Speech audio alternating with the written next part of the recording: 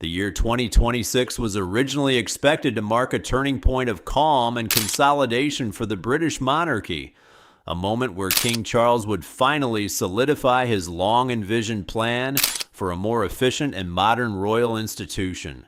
Instead, the atmosphere within the palace has become increasingly tense, carrying a level of pressure not felt since the early 1990s. What began as quiet murmurs within the corridors of Windsor has now evolved into a full-scale crisis, one that has the potential to reshape the public understanding of the world's most scrutinized royal family. At the heart of this unfolding storm is not only the dramatic downfall of Andrew Mountbatten Windsor, formerly known as Prince Andrew, but also a series of resurfacing associations connected to Meghan Markle that reach further back into history than previously acknowledged. For years, the widely accepted public narrative appeared straightforward. An American actress meets a British prince. They form a romantic relationship and a modern royal fairy tale begins. However, by April 2026, that simple story is being questioned by senior insiders and newly emerging legal documents that suggest a far more intricate web of social connections. These revelations point toward elite social environments, exclusive private gatherings, and overlapping circles that existed long before global fame ever became attached to the Sussex name.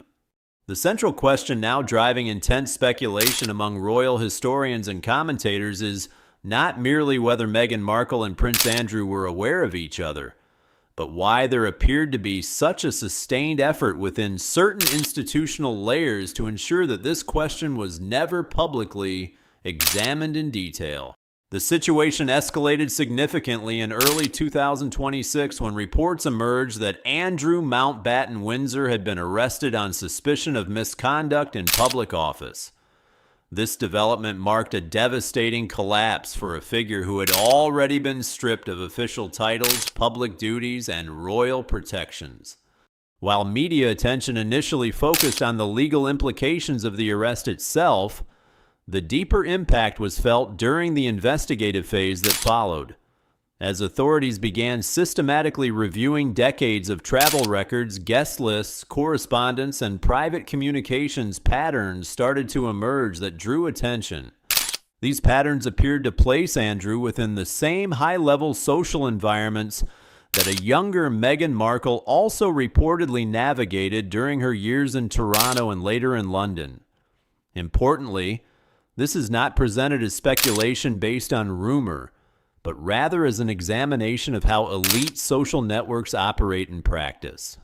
In the early 2000s, both individuals were part of overlapping circles that revolved around wealth, influence, and carefully curated access to private venues. This was a period before Meghan Markle's mainstream recognition through television, when she was building her professional identity and expanding her social and industry connections. During this time, exclusive spaces such as private members clubs and invitation-only events served as central meeting points for individuals connected to entertainment, business, diplomacy, and aristocratic networks. According to insiders now contributing to the 2026 investigation, reconstructed social mapping based on recovered records suggests possible intersections between figures from Andrew's known environment and individuals within Meghan Markle's early social and professional orbit. Although no confirmed photographic or direct documentary evidence places them together in a single verified setting during that period, the emerging analysis of overlapping attendance records has fueled renewed debate. Some researchers argue that statistically, within such a restricted and interconnected social ecosystem, complete separation between individuals of their status and access level would be highly unlikely. As a result, what was once dismissed as coincidence is now being re-examined under a more critical lens, particularly as investigators continue to reconstruct the full scope of elite networking environments that existed during that era. The sense of unease inside palace circles reportedly intensified as the 2026 investigation expanded beyond Andrew Mountbatten Windsor's personal history and began touching broader questions about the monarchy's internal awareness and long-term judgment. What initially appeared to be a contained legal matter quickly developed into something far more sensitive, a re-examination of how closely monitored or overlooked certain social connections may have been over the years. According to individuals familiar with the developing inquiry, the deeper concern within royal advisory circles is no longer limited to Andrew's past actions. Instead, attention has shifted toward the broader framework of vetting, awareness, and institutional responsibility. If it is proven that overlapping social environments existed between Andrew and Meghan Markle prior to her engagement with Prince Harry, then the implications extend far beyond personal history and begin to raise structural questions about what the palace understood at the time. To fully understand the growing scrutiny, analysts have turned back to what are now being referred to as Meghan Markle's mystery years, roughly spanning from 2010 to 2015. This period before her rise to global recognition through her acting career is being re-examined for its social complexity and the high-profile nature of the environments she reportedly frequented. During this time, Meghan was based largely in Toronto while filming Suits, but her professional life was closely intertwined with international travel, media circles, and curated social spaces that catered to influential figures from multiple industries. One of the most frequently referenced environments in this discussion is Soho House, a private members club known for its strict discretion and its concentration of entertainment industry elites, entrepreneurs, and high-net-worth individuals. Within this ecosystem, Meghan Markle developed a close and enduring friendship with Marcus Anderson, a hospitality executive often described as a key connector within elite social circles. According to those familiar with the environment, Anderson functioned less as a traditional friend and more as a facilitator of introductions, someone who moved comfortably between different layers of influence, bridging entertainment, business, and high society. At the same time, Prince Andrew's public role as a trade envoy for the United Kingdom placed him in frequent contact with international business hubs, diplomatic events, and private gatherings that overlapped with similar elite networks. While operating in different official capacities, both Andrew and Meghan Markle are now believed to have had access to environments that, while not formally connected, were socially adjacent through shared attendees, organizers, and venue ecosystems. As investigators in 2026 began reconstructing historical guest lists, travel records, and event attendance data, what emerged was not direct evidence of interaction, but rather a pattern of proximity, instances where individuals from both spheres appeared within the same broader social ecosystems during overlapping time frames. This has fueled ongoing debate among researchers who specialize in elite network mapping, particularly those studying how influence circulates within closed social structures. Meanwhile, behind palace walls, the growing sensitivity of the investigation has reportedly led to heightened internal discussions about narrative control and historical exposure. The concern is not simply reputational damage, but the possibility that previously unexamined intersections between key figures could alter the public understanding of how royal relationships and introductions were originally formed. Tension further escalated due to renewed focus on a separate but related issue: the media leak that first revealed Prince Harry's relationship with Meghan Markle in 2016. At the time, the leak, published in a British newspaper, was framed as an early exposure of a private romance. However, in the context of 2026 investigations, attention has turned toward the origin of that disclosure and its potential strategic implications. Reports suggest that the leak did not originate from either Harry's or Meghan's immediate communications teams, but rather from a source connected to the House of York. This detail has prompted extensive speculation among analysts who argue that in royal communication strategy, such a leak would not occur without intent, authorization, or at minimum, institutional awareness. Some interpretations suggest the possibility that the early exposure of Meghan Markle's relationship with Prince Harry may have been used to shape public perception from the outset, framing her in a highly favorable light as a humanitarian and modern public figure.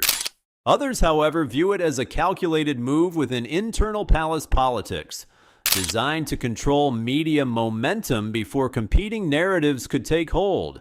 Complicating this theory further is the observation that the framing of Meghan Markle in early press coverage was unusually positive, particularly given the typical caution applied to individuals entering proximity with the royal family.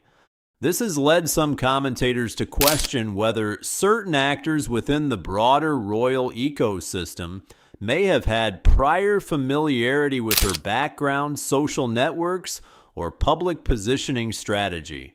Adding another layer to the discussion is the widely circulated anecdote regarding Meghan Markle's first official interactions with members of the royal family, particularly the claim that she did not initially recognize Prince Andrew during a meeting at Royal Lodge.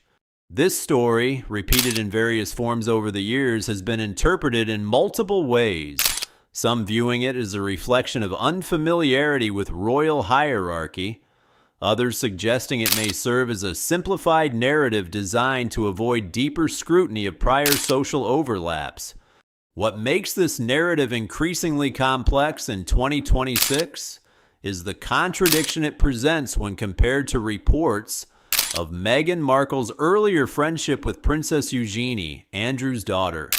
If such a close connection existed prior to her relationship with Prince Harry, critics argue that it would be unusual for her not to recognize senior members of the York family in later encounters. These inconsistencies have become a focal point for researchers attempting to reconstruct accurate timelines of social interaction, particularly in relation to how different members of elite circles may have intersected prior to public visibility. As a result, what once appeared to be separate and unrelated stories are now being reassembled into a broader and more interconnected narrative framework. As pressure continues to build from ongoing investigations, the palace finds itself navigating not only legal and reputational challenges, but also an increasingly complex historical reassessment of how its most high-profile modern relationships were formed, and what may have been understood, overlooked, or deliberately left unspoken in the process. As the 2026 investigation deepened, the focus shifted from informal social history into more formal legal territory, where previously overlooked connections and speculative associations were being re-evaluated through documented proceedings and sworn testimony. One of the most striking developments in this phase came from the legal world, far removed from the controlled environment of royal communications and public relations strategy. During civil proceedings related to the wider Epstein-linked investigations involving Virginia Giuffre and Jeffrey Epstein's network, a notable legal maneuver drew unexpected attention from observers of the monarchy. David Boies, a prominent attorney known for handling high-profile international cases, made a public request to depose Meghan Markle. Importantly, this request did not position her as a defendant, but rather as a potential witness. The rationale presented was unusual but significant. Boies argued that Meghan Markle may possess relevant knowledge regarding Prince Andrew's social associations and the environments under scrutiny. In legal terms, such a request is not made lightly. It implies a belief that the individual in question had access to or awareness of relevant social settings that could assist in reconstructing patterns of interaction within elite circles. Although the deposition ultimately never took place due to the settlement of the case, the request itself remained part of the official legal record. In 2026, as renewed Epstein-related documents began circulating, This detail resurfaced and gained renewed importance. Completely isolating him carries its own risk. A fully marginalized former royal has little incentive to remain silent about sensitive internal matters or past institutional decisions. Within this context, informal discussions allegedly took place in early 2026 at Balmoral, where senior members of the royal family convened to evaluate the broader implications of the ongoing crisis. While such meetings are traditionally private and rarely confirmed, multiple accounts from individuals close to royal advisory circles suggest that the focus extended far beyond Andrew's legal situation and into the long-term stability of the monarchy itself. Princess Catherine is described by insiders as taking a firm institutional stance. Her position reportedly emphasizes complete reputational separation from any figures or controversies that could weaken the monarchy's public trust. From this perspective, the priority is to fully distance the future reign from any unresolved associations tied to the York branch of the family, ensuring that the next generation of monarchy leadership is not defined by inherited controversy. Prince William, however, is said to approach the issue with greater caution. While he recognizes the necessity of protecting the institution's public image, he is also aware of the potential consequences of pushing sensitive figures into a corner. According to individuals familiar with internal discussions, his concern centers on the possibility that further pressure could lead to unintended disclosures about past vetting processes, informal approvals, or overlooked social connections. At the heart of this concern lies a deeper institutional question. What was known, and when was it known, about the social environments that surrounded key figures prior to their formal entry into the royal family structure? If evidence were to emerge suggesting that overlapping social circles between Andrew Mountbatten Windsor and Meghan Markle existed before her relationship with Prince Harry became public, it could reopen scrutiny into the decision-making processes of the period leading up to the 2018 royal wedding. This has led to renewed attention on the so-called mystery years between 2010 and 2015. A period that is now being revisited by independent researchers attempting to reconstruct elite social networks in London, Toronto, and New York. Unlike formal institutional records, these networks were largely informal, operating through private clubs, exclusive events, and personal introductions that were rarely documented in official archives. As part of this investigation, attention has turned to digital remnants of that era. Analysts have reportedly identified deleted social media posts, incomplete guest lists, and fragmented event records that suggest a highly interconnected environment of influencers, business figures, and entertainment professionals moving through overlapping spaces. While none of this constitutes direct evidence of specific interactions between Andrew and Meghan Markle, it contributes to a broader picture of a tightly woven elite social structure. One of the key challenges faced by investigators is distinguishing between physical proximity and meaningful connection. In elite environments, attendance at the same event does not necessarily imply interaction, yet repeated overlaps across multiple venues and years can create patterns that invite deeper scrutiny. It is within this gray area that much of the current speculation is being generated. Meanwhile, Palace communications teams are reportedly working to maintain strict control over public messaging, particularly as renewed media attention threatens to link multiple historical controversies into a single, unified narrative. The concern is not just reputational damage, but narrative convergence. The risk that separate events involving different individuals become perceived as part of one continuous institutional pattern. This has led to an increasingly defensive media strategy focused on compartmentalization. Each controversy is treated as isolated, each timeline separated, and each individual narrative carefully managed to prevent overlap in public discourse. However, this strategy is becoming harder to sustain as external investigations continue to draw connections between previously unrelated events. Complicating matters further is the growing role of leaked or resurfaced archival material. Documents tied to earlier legal cases, media communications, and internal correspondence have begun to re-enter public discussion, often in fragmented form but with enough detail to reignite speculation. These materials are being analyzed not only by journalists, but also by independent researchers attempting to map the structure of elite networks during the early 21st century. Within this environment, the monarchy finds itself in a paradoxical position. Efforts to reduce visibility of controversial associations often result in increased curiosity and deeper investigation. The more the institution attempts to separate historical narratives, the more external observers attempt to reconstruct them into a cohesive framework. As a result, the crisis facing the monarchy in 2026 is no longer limited to a single individual or event. It has evolved into a broader examination of how tightly connected elite social systems function, how information is controlled within those systems, and how historical narratives are shaped, preserved, or altered over time.